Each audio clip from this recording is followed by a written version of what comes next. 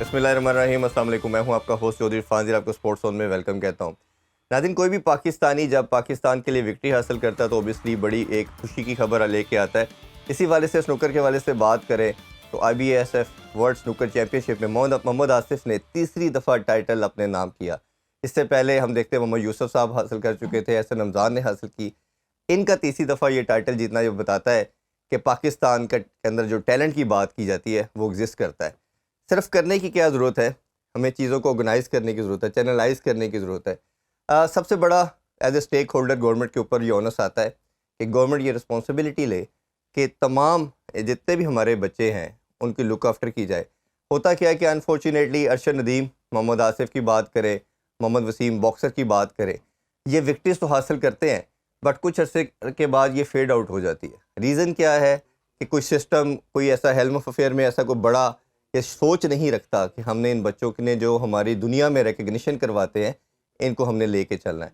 और मैं हमेशा कहता हूँ कि जो पाकिस्तान की पहचान दुनिया में सिर्फ स्पोर्ट्स की वजह से हुई। अगर उसके अलावा आप बाकी फैक्टर्स देखते हैं तो शायद हमें कोई जानता ही ना कि पाकिस्तान ने क्या दुनिया को अपना नाम बनाने के लिए चीज़ें की हैं। तो मेरा ख्याल है कि ये बार बार जो ऑन एंड ऑफ विक्ट्री हमें मिलती है, अरशद नदीम की दफ़ा भी हमने बात की कि क्या जीतने के बाद हमने नवाजना है इनको या पहले वो तमाम फैसिलिटी प्रोवाइड करनी है इन बच्चों को कि ये एक सिस्टम के थ्रू आते जाएं और पाकिस्तान का नाम रोशन करते रहें। ये काफ़ी लंबी डिबेट है, इस पर बात करेंगे। और क्रिकेट के वाले से बात करें तो ओबियसली पहला मैच ऑस्ट्रेलिया ने अपने नाम कर लिया था, दूसरा ODI कल एडिलेड में खेला जाएगा, उस हवाले से बात करेंगे। स्क्वाड के हवाले से बात करेंगे। मोहम्मद रिजवान की कप्तानी के हवाले से बात करें तो हमें ग्लिम्सेस नज़र आए कि टीम ने अच्छा फाइट की। इस हवाले से डिटेल में बात करेंगे। हमारे साथ जो गेस्ट है जी बहुत ही स्पेशल हैं, आज पाकिस्तानी फॉर्मर क्रिकेटर और ज़बरदस्त कोच हैं और बड़ा ज़बरदस्त एनालिसिस भी देते हैं, one and only Mujahid Jamshed. अस्सलाम वालेकुम मुजाहिद भाई। वालेकुम सलाम। Thank you so much for joining us जी। लॉन्ग टाइम जी लॉन्ग टाइम, बड़े लंबे टाइम से करना चाह रहे थे आपसे बात।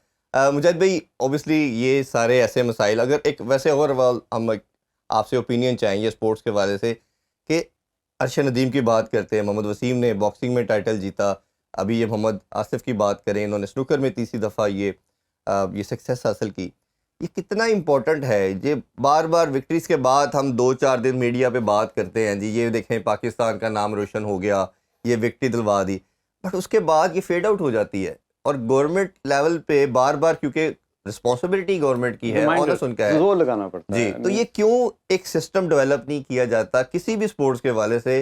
सिर्फ वन स्पोर्ट नेशन रह गए हैं, क्रिकेट के ऊपर चलें फिर भी कोई सिस्टम आपका बना हुआ है, बाकी किसी स्पोर्ट का नहीं है। तो ये क्या रीज़न समझते हैं आप? रीज़न यही है कि लेस तवज्जो जो मैं समझता हूँ, और जो सबसे इम्पोर्टेंट चीज़ जो हम मिस करते हैं, देखें जितने भी बड़े नेशन देखें वो एक स्पोर्ट्स कल्चर 12 कंट्रीज़ हैं। और अगर आप स्कूलों में भी चले जाएं, इंग्लैंड में मेरा भी बच्चा वहाँ पढ़ता था, तो 3 से 4 सेशन ऐसे होते हैं जो स्पोर्ट्स के होते हैं। तो होप के ये जो मिसिंग चाइल्ड जिसको कह सकते हैं, जिनको फॉलो अप उस तरह नहीं मिलता, टैलेंट तो बहुत होता है लेकिन उनको फॉलो नहीं किया जाता। अगर हम अपने कल्चर को इंग्लैंड या किसी भी बड़े नेशन के साथ कंपेयर करें तो अभी तो माँ के पेट में बच्चा होता है तो उसकी डेवलपमेंट वहीं से स्पोर्ट्स की स्टार्ट कर देते हैं कि यार आया कि ये बच्चा स्पोर्ट्स के लिए ठीक है या इवन के ये एजुकेशन के लिए ठीक है। अब इतनी एडवांस टेक्नोलॉजी हो गई है कि अब बिफोर सी चीज़ें करने की ज़रूरत है, जिसकी वजह से फोर सी चीज़ें और प्रोएक्टिव अगर माइंडसेट नहीं है तो ये चीज़ें हम मिस कर जाते हैं और करते रहेंगे। तो अब जैसे ये नहीं कि आप इस वक्त मैं आपके साथ बैठा हूँ तो ये बात कर रहा हूँ, आप काफ़ी नॉलेज दे रहे हैं, आप कम्युनिटी को एक मैसेज दे रहे हैं कि किन किन चीज़ों पे आपको तवज्जो देनी चाहिए और किन किन स्पोर्ट्स इज़ द बेस्ट कि जिसमें आपके बच्चे की जो कम्पेटिटिव नेचर है वो भी डेवलप हो रही होती है, उसको गिर के उठना आना शुरू हो जाता है। ये वो सारे पॉजिटिव्स हैं जो मैं समझता हूँ कि माँ बाप को और तवज्जो देनी और गवर्नमेंट को भी तवज्जो देनी चाहिए। अच्छा, एक चीज़ मैंने बड़ा देखा है, आई बिलीव कि जब आपके किसी भी स्पोर्ट्स में से विक्ट्रीज ख़त्म हो जाती है ना, वो स्पोर्ट्स ऑब्सोलीट हो जाती है। हमने ये हाल जो देखा, हॉकी का भी देखा, स्क्वाश का भी देखा कि जब विक्ट्रीज मिलना ख़त्म हुई तो वो बिल्कुल ही उसमें से वो पैसा तो पहले भी थोड़ा बहुत ही था बट जो भी था वो बिल्कुल ही ख़त्म हो गया। अभी क्रिकेट का भी ये डिक्लाइन काफ़ी हद तक ये आना शुरू हो गया था, ख़ासतौर पे एक साल में हमारी भी ऑन एंड ऑफ बात होती रही कि ये जितना कि हमें डिफीट हो रही है, अमेरिका से हारे, हम अफ़गानिस्तान से पहली दफ़ा, आयरलैंड से हार गए, बांग्लादेश से हम वाइट वॉश हो गए। तो तो ये जो विक्ट्रीज का ना मिलना, ये स्पोर्ट को कितना डेंट करता है और ये कितना ज़रूरी है कि आपको ऑन एंड ऑफ अच्छी बड़ी विक्ट्री मिलती रहे?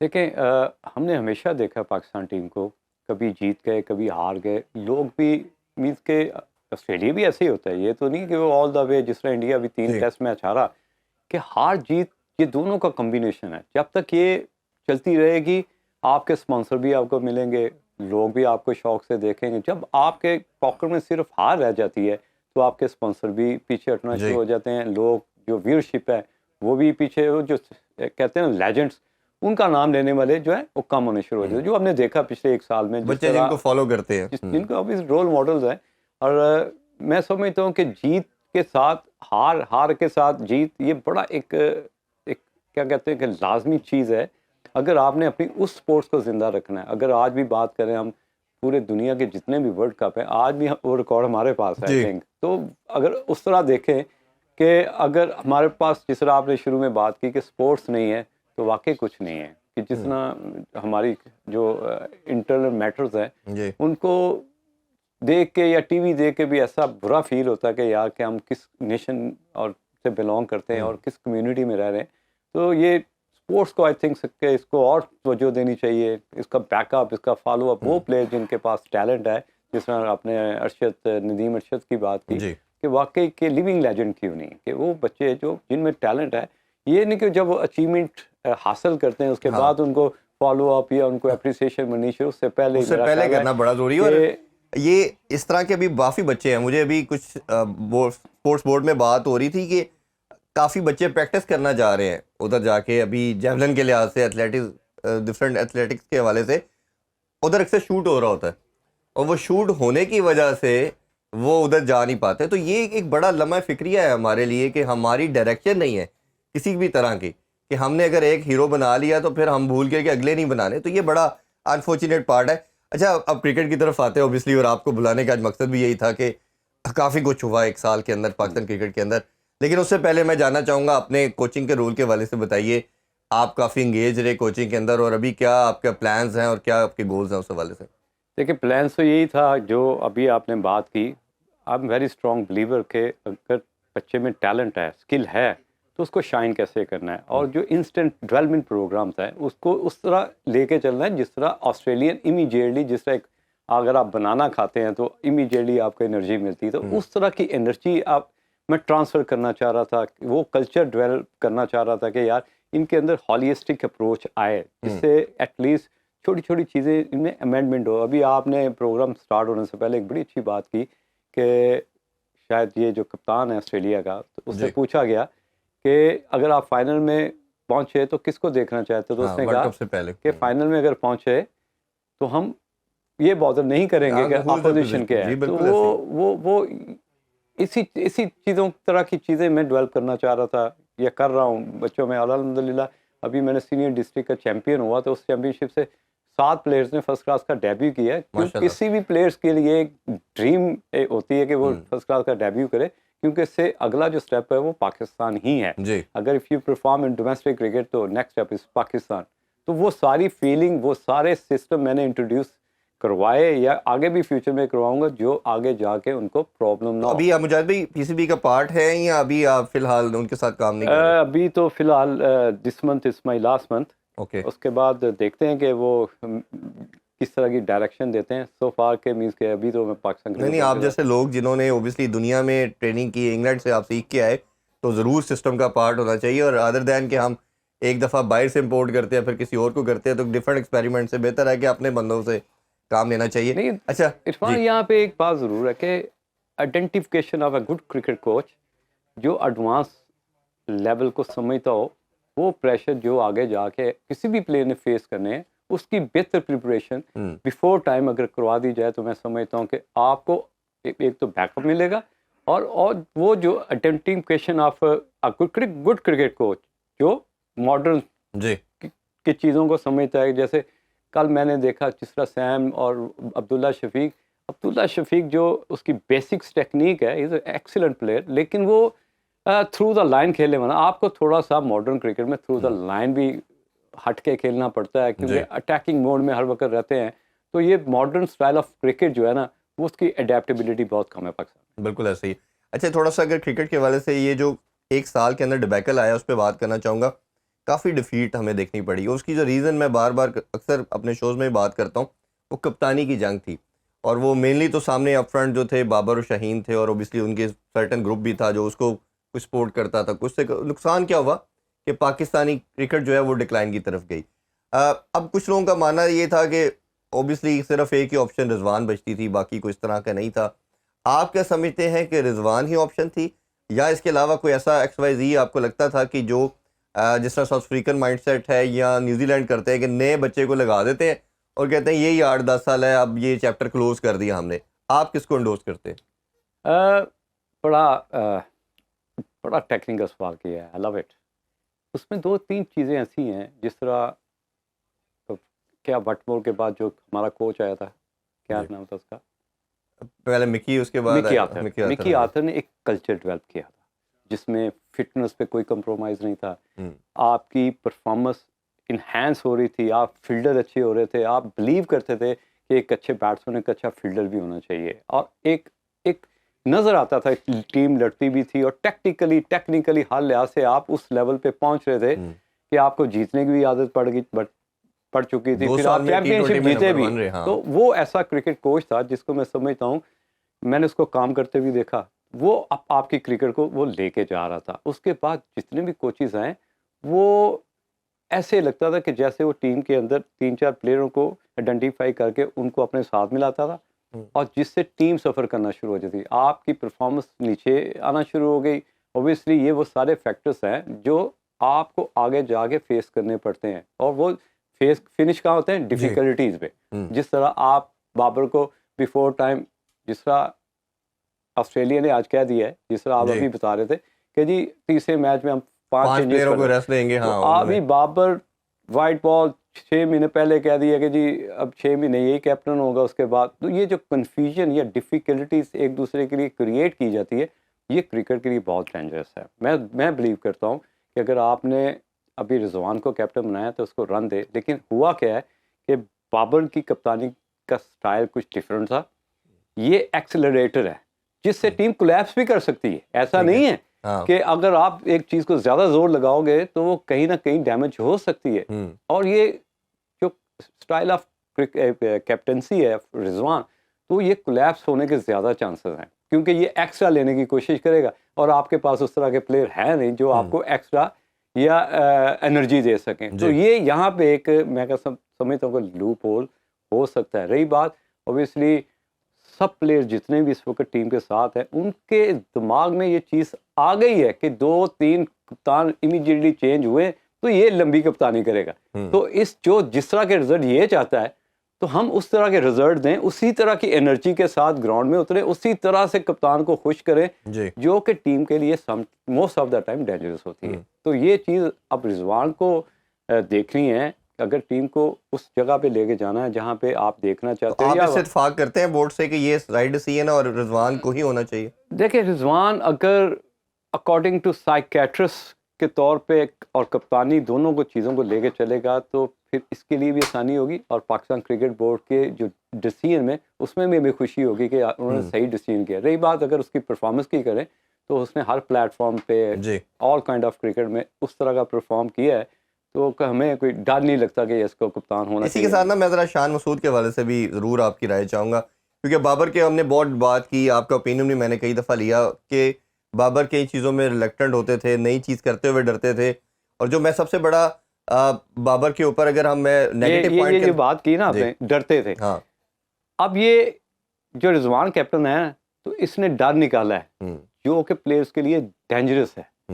आप मेरी बात समझ रहे? क्योंकि एक स्लो एक फास्ट, जैसे रेड बुल आप पीते हो उसको वो आपको जगा देता है ना, ऐसे ही है। तो अगर आप उसके साथ और कोई भी चीज़ सिस्टम में लेके जाओगे ना, तो अंदर जाके ना खिचड़ी सी पक जाती है। तो this is very natural process कि ये जोर लगाएगा और प्लेयर्स में इतना जोर होगा नहीं, ये चीज़ें डेंजरस। और उसमें मैं एक और नेगेटिव पार्ट में बात कर रहा था कि आपने प्लेयर डेवलप नहीं किए।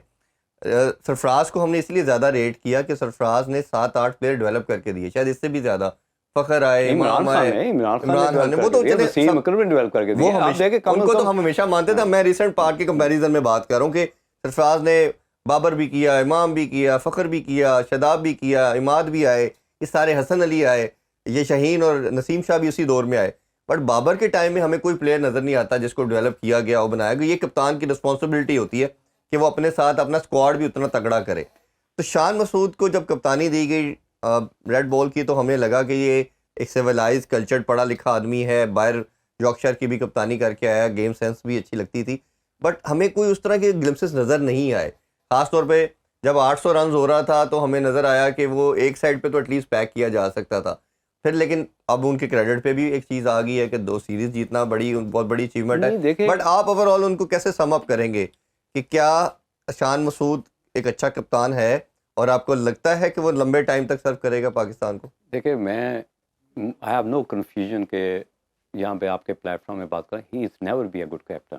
देखेंगे ये कोई उसके जो टैक्टिक्स हैं, टैक्टिक्स तो पिच कर रही थी, उसके तो कोई टैक्टिक्स नहीं थे कि आपने जब एक पेसर खिलाया, अहमद जमाल या जो भी उसका नाम है, ठीक है, उसके बाद सारा आपने घेरा डाल लिया, अब ब्रेक पिच बना दी, ठीक है, इंडिया भी ऐसे करता है, बांग्लादेश भी ऐसे करता है, श्रीलंका भी ऐसे करता है, मानते हैं। लेकिन एक चीज़ मेरा पॉइंट है कि जब बैटिंग पिचें बनती थी, जिस तरह आपने बांग्लादेश के खिलाफ pitches, who is the responsible? जो पिच रीडिंग है या पिच की जो प्रिपरेशन है, उसका एक्सपर्ट कहाँ है? वो क्रिएटर ही है? नहीं, आपके नॉलेज, कप्तान, कोच और आपके जो भी चीज़ों को रन कर रहे होते हैं, उनको पता होना चाहिए कि हमने किस तरह की पिचें बनानी है।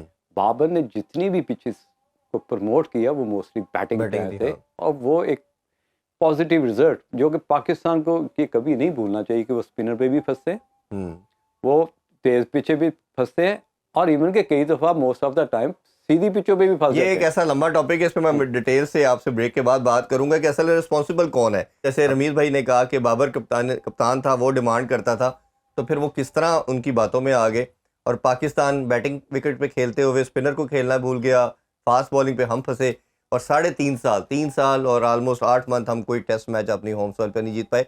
इन सब का आंसर लेंगे हम जज जमशेद साहब से। Stay with us. Welcome back in sports. हम बात करें क्रिकेट के हवाले से। जब भी ब्रेक से पहले मैंने जैसा जिक्र किया कि ओबियसली बड़ा लंबा टाइम अपनी होम सॉइल पे हम जीते नहीं। मेरा मानना ये है, आई बिलीव कि जब कप्तान बैट्समैन होगा तो वो बैटिंग विकेट्स के लिए जाएगा, बॉलर जो आपका होगा तो वो कहेगा कि स्पोर्टिंग विकेट हो ताकि मैं भी परफॉर्म करूं और मेरी टीम भी करे। ये एक नेचुरल फिनोमेना है।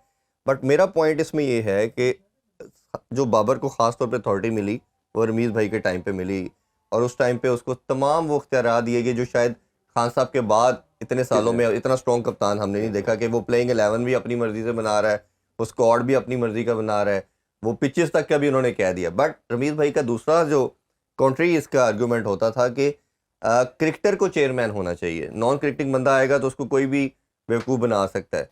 तो अगर आज वो ये स्टेटमेंट दे रहे हैं कि बाबर उनसे ये पिचेस बनवाता था, और उस टाइम उनकी स्टेटमेंट ये थी कि अगर हम स्पिन बनाएंगे तो नेथन लाइन है वो पकड़ लेगा, अगर हम ऑस्ट्रेलिया का जो टूर था, और अगर हम फास्ट बॉलिंग की बनाएंगे तो इंग्लैंड के बड़े एंडरसन और वो जिमी एंडरसन और वो वुड वगैरह वो आउट कर देंगे। एंड जो है वो घेर घूर के सीधी पिच पे आ रहे थे। लेकिन उसका नुकसान क्या हुआ कि हमें टीमों ने और मारा।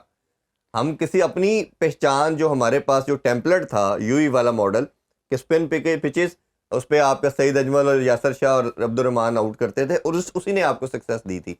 आप बेसिक टेम्पलेट से हट के उस पर गए और नुकसान ये हुआ कि पाकिस्तान 3.5 साल मैच कोई नहीं जीता। तो आप इसका असल रिस्पॉन्सिबल किसको समझते हैं? किससे ये इतना बड़ा टेम्पलेट जो आकिब जवेद ने आके कुछ भी मेरा ख्याल है डिफरेंट नहीं किया, पुराने फार्मूले को लगा के उसने फिट इन किया और पाकिस्तान जीत गया। यहाँ पे अगर देखा जाए साजिद और दुमान के आने से एक फील तो आती थी कि आप गिरा देंगे, उनको पिचेस दी ना, पिचेस नहीं दे रहे थे आप, उसी तरफ आ रहा। तो क्या होता है, किसी को ब्रेव बनने के लिए ना, ब्रेव बनाने के लिए उसकी मर्जी की चीज़ बना दो। जिस तरह बाबर की बात की कि बाबर को बैटिंग पिचें मिलती थी और उस तरह की प्रिपरेशन करता था। देखना ये है कि जो आपके ऊपर जो बैठे हुए हैं मैनेजमेंट के, नो डाउट बाबर को इतनी पावर देनी भी चाहिए किसी हद तक, क्योंकि कप्तान इज रिस्पॉन्सिबल। लेकिन अब कभी जिंदगी में हमने किसी प्रेस कॉन्फ्रेंस में भी नहीं देखा कि उसने कभी आगे रिस्पॉन्सिबिलिटी ली हो। इस चीज़ पे फिर क्या है, ऊपर वाले जो जिस तरह रमीज़ की बात की आपने, इन लोगों को आके उस तरह के इनिशिएटिव लेने चाहिए और थोड़ा सा माइंड मेकअप करना चाहिए कि बाबर हमें ऐसी स्पोर्टिंग पिचें चाहिए। ठीक है, तू बैट्समैन है, इस वक्त दुनिया के टॉप प्लेयर्स में, तुम्हें अपनी रैंकिंग भी देखनी है, तूने अपने सोशल मीडिया को भी चलाना है, वॉट एवर, और अपनी परफॉर्मेंस को भी इन्हेंस करना है। ये सारी चीज़ों के बावजूद आई बिलीव कि यार तुम्हें एक ब्रेव क्रिकेटर बनना है, वी वांट के यार तू प्लेयर तो है। और ब्रेव क्रिकेटर कैसे बनते हैं, जैसे विव रिचर्ड है, जैसे इस तरह के प्लेयर, वो कैसे हमने बनाने हैं। हमारी तो बेसिकली सारा फोकस ही उन चीज़ों पे कि हमने ब्रेव प्लेयर्स जो है उनको डेवलप करना है। तो ये चीज़ तू छोटी सी लैक कर रहा है, तो आप किसी का भी माइंड मेकअप बना सकते हैं, किसी के कमरे में बैठ के, किसी कैफेटेरिया में बैठ के, कहीं भी बैठ के आप उसको मोटिवेट कर सकते हैं, और उस तरह के आप फिर रिजल्ट भी लेना शुरू हो जाते हैं, और आपका बैकअप प्लान भी और बैकअप भी उस तरह का तैयार होना शुरू हो जाता है जिस तरह आपने करना चाह रहे कि यार हमारे प्लेयर जो हैं वो अगर 8 बॉलों में 20 करना सीख लें, 9 बॉलों पे 31 रन करना सीख लें, यही हम लैग कर रहे हैं ना बेसिकली। तो ये वो चीज़ें हैं जिस पे ज़्यादा फोकस करना चाहिए था कि आपको ऐसे कप्तान बनाने चाहिए थे जो ब्रेव डिसीजन लेते हो और चैलेंजेस को कबूल करें। तो यहाँ पे हमें चैलेंजेस कबूल करने वाले मेरा ख्याल है पिछले 3-3.5 साल में कम मिले हैं, और कंपटीशन में आना ही नहीं चाहते थे। तो क्या आपको लगता है कि जितने भी 4-5 चेयरमैन जो आए, जो चीज़ें आप आइडेंटिफाई कर रहे हैं या मैं बात कर रहा हूँ, ये सारे पॉपुलर डिसीजन और सोशल मीडिया के ऊपर चलते रहे? चेयरमैन भी ये डरते थे कि हम अगर छेड़खानी करेंगे तो popular decision, social media warrior हमें पड़ जाएंगे, और इन्होंने पाकिस्तान का नहीं सोचा, वो सोशल मीडिया की ताकत के इन्फ्लुएंस में आ गई है। देखिए, एक तो एक डर सडन कैरी करके आते हैं, चाहे आप चेयरमैन आए, और जब आपको पता हो कि आप किस रास्ते से हैं तो वो तो डर आपसे निकलता ही नहीं है, आप कुछ भी कर लें। और दूसरी बात ये है कि एक क्रिकेटर का बड़ा नाम है और उसका नॉलेज नहीं है, तो उसके लिए आप खड़े हो जाते हैं, आप रिस्पेक्ट दें, लेकिन आपने सारे फैसले उसके कहने पे करने हैं क्योंकि आपको पता ही कुछ नहीं है। तो ये चीज़ हम लैक करते हैं, जिसकी वजह से मेरा ख्याल हमेशा हम ऑफ द फील्ड भी, ऑफ द रिकॉर्ड भी बात करते हैं कि ये चीज़, ये डर उनके कभी दिल में नहीं जाएगा। अभी एक सोसाइटी का नाम लूँ जो हमारे बहुत टाइटल स्पॉन्सर है हमारी पाकिस्तान क्रिकेट टीम का, उसके अंदर ये डर था कि यार मैंने इतना बड़ा प्रोजेक्ट कर लिया, कौन मुझे प्रोटेक्ट कर सकता है। उसने कहा क्रिकेट टीम को स्पॉन्सर कर दो। यू अंडरस्टैंड, एक तो मेरी पूरी दुनिया में पहचान होगी, तो वो जो डर था वो बिजनेसमैनों के भी दिमाग में है, तो इनके दिमाग में क्यों नहीं होगा भाई। ये कैरी करना पड़ता है। ये आप नहीं कह सकते कि आप फॉरेन मिनिस्टर हैं या वट एवर हैं तो आप बैठ के क्रिकेटर से हाथ मिलाओगे, नहीं नहीं नहीं नहीं, ऐसा नहीं चलेगा भाई। यहाँ ऐसा होता है, उनको उठ के ही मिलना पड़ेगा, और उसके बाद कोई आपको कोई बेवकूफ़ बना दे तो फिर आपको पता है आप बेवकूफ़ बन रहे हैं क्योंकि आपको पता ही कुछ नहीं है। ऐसा ही। अच्छा, ये आज एक बड़ी इंटरेस्टिंग स्टेटमेंट आई रिकी पॉन्टिंग की बाबर आजम के हवाले से। उसने कहा बाबर की जो फॉर्म डिक्लाइन की तरफ जा रही है और ये जो गेन नहीं कर पा रहा, इसका एक ही सलूशन है। मेरा मशवरा ये है कि बाबर कुछ अर्सा क्रिकेट से ऑफ ले, रेस्ट करे, और उस सारे टाइम में वो क्रिकेट को ना सोचे। फिर जब आएगा तो ये इम्प्रूव भी होगा और बेहतर भी होगा। आप एज ए कोच और एज ए क्रिकेटर क्या समझते हैं, ये वाइज डिसीजन है या वो खेलने से ही एक आधी इनिंग्स अच्छी मिलेगी और वो उसको कर पाएगा? आपका क्या ओपिनियन है इस वाले से? देखें, बहुत ज़्यादा चीज़ें कैरी कर रहा है। एक तो कैप्टनसी चली गई, दूसरा रैंकिंग में भी नीचे आना शुरू हो गया, तो वो जगह छोड़ना नहीं चाहता। ये बहुत बड़ा, एक बड़ा दिल चाहिए ना कि आप किसी के लिए स्पेस खाली करें। अभी आपने कामरान गुलाम को चांस दिया, उसी नंबर पे 100 कर दिया, ठीक है। एक तो डोमेस्टिक क्रिकेट प्लेयर को एक सीरियस होप मिल गई कि हम करेंगे तो आएंगे, और जिस जगह पे किया वो बाबर की जगह थी। तो ये वो डर होता है जो आपको फोर्स करता है कि यार मुझे खेलना है, लेकिन जो ब्यूटी ऑफ क्रिकेट है ना, उसको थोड़ी देर ऑफ लेना चाहिए। जो मैं भी अंडर 19 के प्लेयर्स या जितने भी हमारे ऐसे प्लेयर जिनमें मुझे लगता है ये थोड़े से एग्जॉस्ट हो गए हैं, तो उनको कहते हैं हैव अ ब्रेक। तो ब्रेक बहुत ज़रूरी होता है। इवन के अगर आप सारा साल प्रोग्राम करते हैं तो यू नीड 2-3 वीक्स ब्रेक के यार एटलीस्ट मेरे पास वो एनर्जी वापस आ जाए, वो फोकस ज़्यादा वापस आ जाए। क्योंकि फोकस और एनर्जी के बगैर अगर आप घुसते रहेंगे तो 30-32 ही करते हैं। मुझे भी एक हमारे कल्चर में, जैसे अभी ऑस्ट्रेलियन की भी हम बात कर रहे थे, इंडिया की भी इवन मिसाल दें, वो किसी भी हल्के टूर पे जाते हैं तो वो अपने मेन टीम को, जैसे जिम्बाब्वे का टूर किया तो पूरी वर्ल्ड कप के बाद नए बच्चों की टीम भेज दी। अभी उन्होंने, एक तो खैर ऑस्ट्रेलियन माइंडसेट ऐसा है कि एग्रेसिव वो गिराते हैं, मेंटली भी आपको गिराते हैं। अभी वो सेकंड मैच हुआ नहीं है, पहला बड़ी मुश्किल से जीते हैं, वो कह रहे जी 5 प्लेयर हम तीसरे मैच में नहीं खिलाएंगे। हम ऑस्ट्रेलिया और जो इंडिया की सीरीज़ आ रही है, टेस्ट मैचेस की सीरीज़, उसके लिए प्लानिंग, उसके लिए काम कर रहे हैं। वो अपने प्लेयर्स को, मेन प्लेयर्स को रेस्ट दे रहे हैं।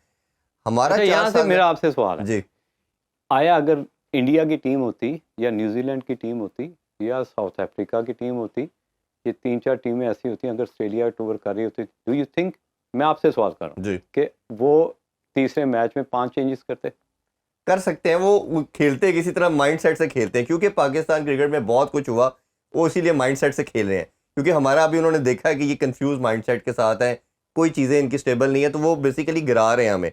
मेरा पॉइंट दूसरा आपसे क्वेश्चन ये था कि ये हमने जो 4 साल का जो स्पैन खास तौर पे ये गुजारा बाबर की कैप्टनसी के अंदर, आप समझते हैं कि ये इंटेलेक्चुअल डिसऑनेस्टी है कि हमने किसी नए बच्चे को आगे नहीं आने दिया? कामरान गुलाम 3 साल से रन कर रहा था, नहीं आया। साजिद खान आउट करता था, उसको कह दिया जी तुम्हारा बॉलिंग आर्म ठीक नहीं आता, तुम्हारा नॉन बॉलिंग आर्म तो मूव ही नहीं कर रहा, नुमान को तुम्हारी एज ज़्यादा हो गई है। और इसी तरह हुरैरा रन कर रहा है, उस्मान सलाउद्दीन था, उसका कैरियर ख़त्म हो गया, चांस नहीं दिया गया। फिर उमैर बिन यूसुफ है, मतलब बड़ी लंबी एक फहरिस्त है। ये बच्चों को चांस नहीं दिया गया, जो दोस्ती ग्रुप का ग्रुप एक बना सर्टन, कि अगर शादाब से नहीं बॉलिंग हो रही तो मुसलसल खिलाई जा रहे हैं, वो बॉलर है तो एज ए बैट्समैन खेल रहा है। ये जो बच्चों को चांस नहीं दिया गया, ये आप समझते हैं कि हमारी क्रिकेट को बहुत ज़्यादा नुकसान पहुंचाया गया? इसका नुकसान सिर्फ पब्लिक को भी हुआ, जो देखने वाले थे, लव ऑफ द गेम, जो क्योंकि सेकंड रिलीजन है हमारे पाकिस्तान में। जी।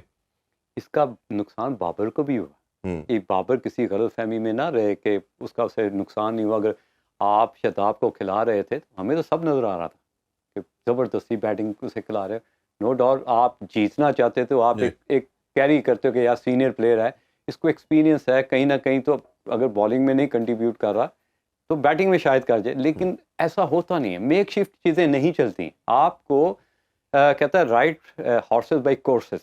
अगर आप उस तरह नहीं लेके चलोगे क्रिकेट को तो आप हर जगह पे स्ट्रगल करते हुए नजर आओगे। यही वजह हुई कि बाबर कप्तानी से गया।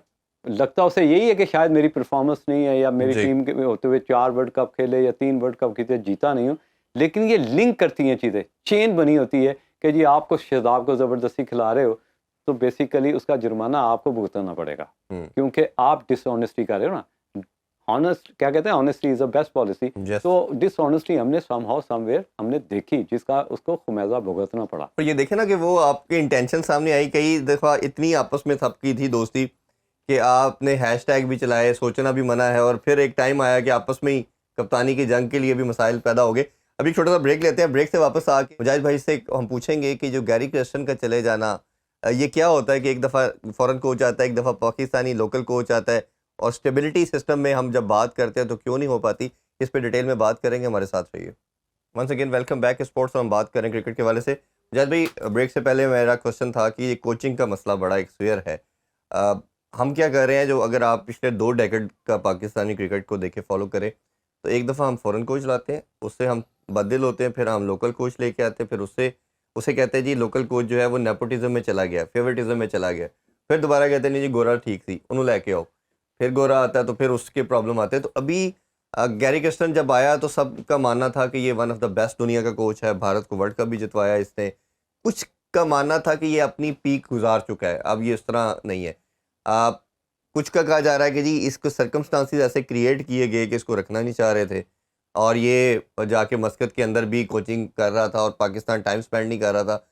एक तो ये डिसीजन कैसा है, और दूसरा ये जो कॉन्सेप्ट अब चल गया है 2 कोचेज़ होने चाहिए, रेड बॉल के लिए, वाइट बॉल के लिए, पाकिस्तान में वर्कआउट करता है। और जो तीसरा इसका पार्ट भी मैं आपसे ज़रूर जानना चाहूँगा, इसका एक नुकसान भी मुझे नज़र आ रहा है कि जिस तरह मिकी आर्थर को हमने भेजा, ब्रैडबर्न को भेजा, और अब ये गैरी क्रिस्टन गया। अगर आप फ्यूचर में किसी को बुलाएंगे तो शायद आपकी कंट्री में कोई फॉरेन कोच नहीं आएगा, क्योंकि ये तो इस तरह के हालात पैदा करके निकाल देते हैं। तो आपका क्या टेक है इस पर? ये तो बिल्कुल, इसमें तो कोई दो राय नहीं है कि जो कोचेस भी अप्लाई करते हैं, अट्रैक्शन तो होती ही पैसे की, ऐसा नहीं है, क्योंकि हो सकता है कि उनको अपने किसी लोकल सिस्टम में कोई जॉब ना मिल रही हो जिस तरह का उनका ख्वाब होता है, या कई लोगों को, कई कोचेस को टीवी पे या मीडिया में रहने का बड़ा शौक होता है। जी। तो might be that's a reason कि वो अपने किसी भी लोकल चीज़ों में इन्वॉल्व नहीं होते और हमेशा ऐसी अपॉर्चुनिटी को देख रहे होते हैं।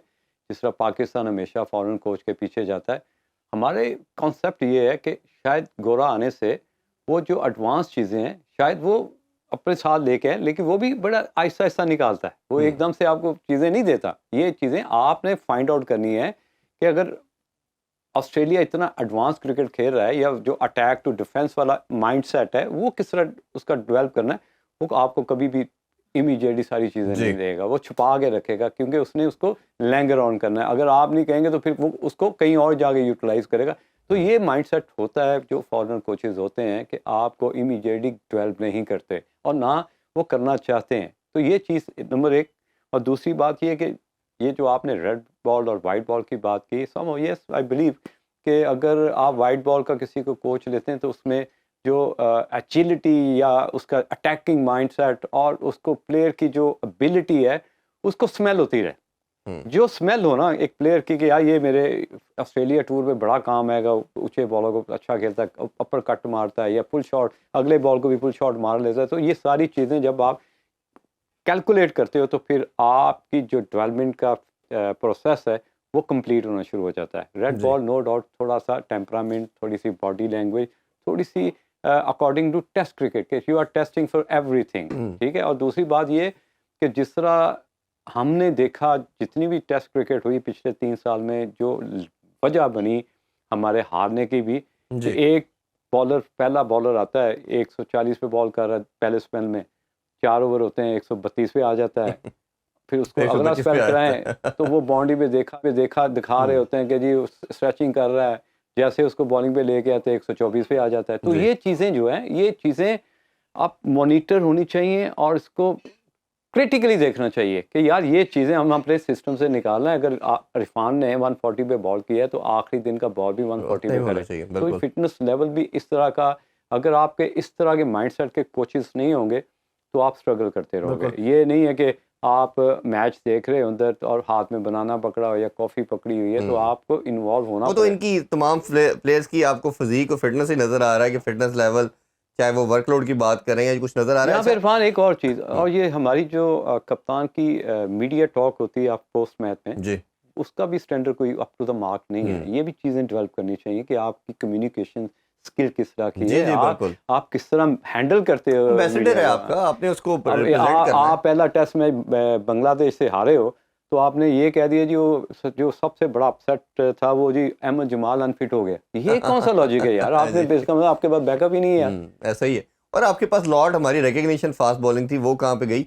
अच्छा, इन टॉपिक्स पे भी हम कोशिश करेंगे फ्यूचर में डिटेल में बात करें। कुछ 2-3 लास्टली मैं आपसे चीज़ें जानना चाहूँगा। सिलेक्शन कमेटी ने आके कुछ ना एक इम्प्रूवमेंट डाली और मेनली ओबियसली सब जानते हैं आकिब जावेद का रोल था, और आकिब जावेद आए और उसमें अजहर अली भी उसका पार्ट बने, असद शफीक ऑलरेडी थे और अलीम डार साहब की भी इंडक्शन हुई और हसन चीमा है। आप ये पांचों के रोल को कैसे देखते हैं अभी? और इस अभी तक सब जानते तो यही है कि सब मेनली जो कंट्रोल है वो आकिब जावेद के पास है, बट उनको कोई as a chief selector appoint नहीं किया गया। तो आप ये कैसे देखते हैं, क्या होना चाहिए? और ओवरऑल ये सिलेक्शन कमेटी का क्या आप जो परविटल रोल देखते हैं, आप लगता है कि ये बेटरमेंट के लिए बेहतर है? देखिए, एक चीज़ तो है कि मैंने आकिब के साथ काम भी किया हुआ है, मेरे साथ खेलता भी रहा है और मैंने इसके साथ 1-2 टूर भी किए हुए हैं। है तो वो बहुत पॉजिटिव, और जिस तरह का उसने एक सिलसिला शुरू किया था लाहौर कलंदर से, एक डेवलपमेंट प्रोग्राम स्टार्ट किया था, नो डाउट उस तरह के प्लेयर नहीं दे सका, हारिस रॉस को उसने दिया ना जी, और एक आधा प्लेयर और दे दिया उस सिस्टम से।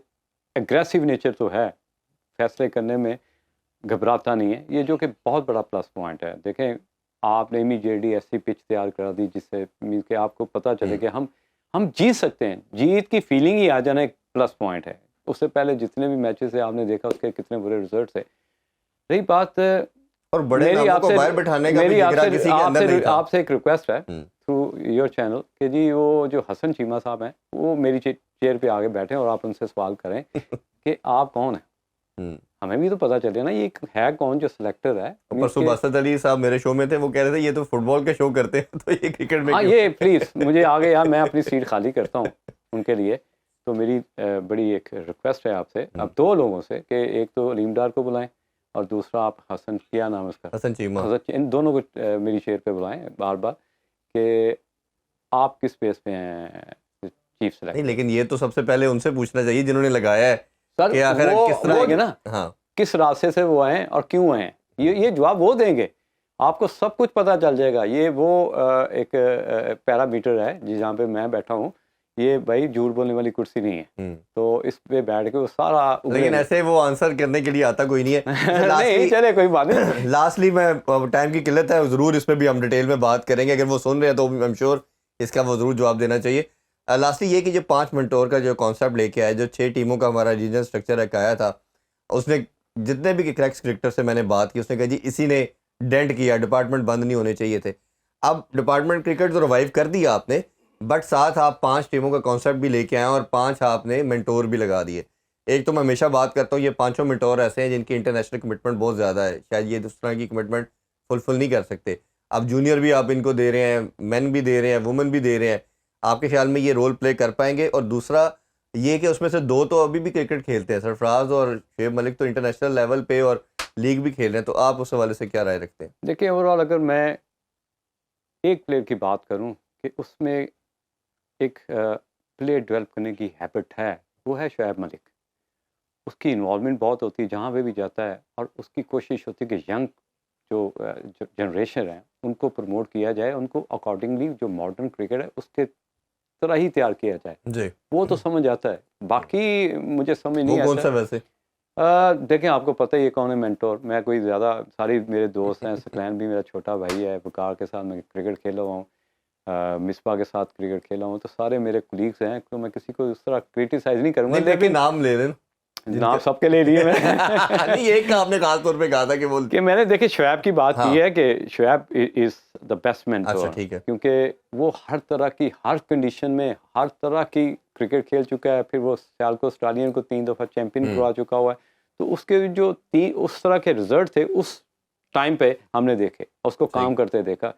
क्योंकि वो खुद ही कोच होता है, खुद ही कप्तान होता है, खुद ही मैनेजमेंट का प्लेयर होता है, उसको पता होता है मैंने इरफान को कौन सा खाना देना है। जो हर तरह के एंगल से he is the best mentor. Rest of के यार wish you all the best, लेकिन मुझे आज तक समझ नहीं लगी ये मेंटोर हैं क्या। बिल्कुल ये ठीक इससे मुझे है। ये देखते हैं अभी ये कॉन्सेप्ट कैसे चलता है, और ये शायद थोड़ा 6-8 मंथ तक हमें इसके रिजल्ट आने शुरू होंगे। जैसे बहुत बहुत शुक्रिया आपके टाइम का। काफ़ी ऐसे टॉपिक थे शायद जिन पे भी बात करना चाह रहे थे, बट फ्यूचर में दोबारा आपको ज़हमत देंगे। नाज़रीन, होपफुली आपको भी बड़ा मज़ा आया होगा आज की गुफ्तगू सुन के। इंशाल्लाह आपसे नेक्स्ट वीक में आप दोबारा मुलाकात होगी। अपना बहुत ख्याल रखें।